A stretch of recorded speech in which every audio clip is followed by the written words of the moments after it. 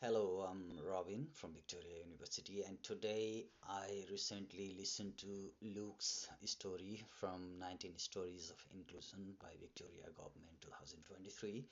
This story is lively because it explains how resilient and how much a family struggled for their challenge, differently abled child, Luke, and how the community helped him showed their willingness to bring him to his mainstream educations and brought about the real change.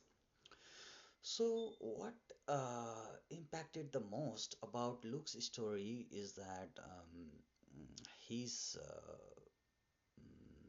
family and his interest in coming to the mainstream education schooling was in line with my previous experience, which I shared in my earlier story as well.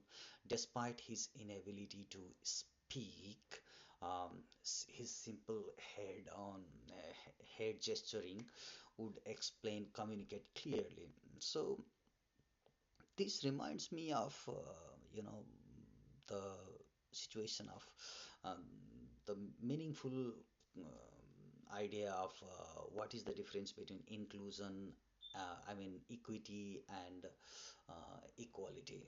So it's not just only fitting someone into the system that he was in a special education, but he wanted it within the common people in mainstream school.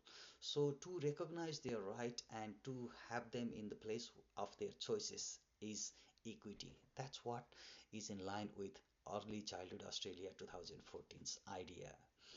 Uh, as I listened, I realized how privilege shaped my engagement as well. Having worked in the context where children had denied opportunities, they could have been, you know, been in a situation where they would be deprived of their basic rights. So when the parents discussed how institutional structure can reinforce inclusion and how they advocated for their child's right. Uh, this idea is in line with Morgan and Turner's idea 2019 that parents and communities should advocate for their children's right. So my listening was attentive and full of empathy, of course.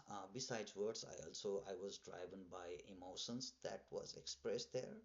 So this kind of responsive listening supports a relationship and belonging. So as Peer 2019 argues that belonging is central to child's growth. As per Luke's story, it shows how inclusion fostered his identity. And it also highlighted how children with special rights enrich community, changing others as much as they themselves change. On reflection, I recognized that I could have listened more to the teacher's side of version. I could not. So it is necessary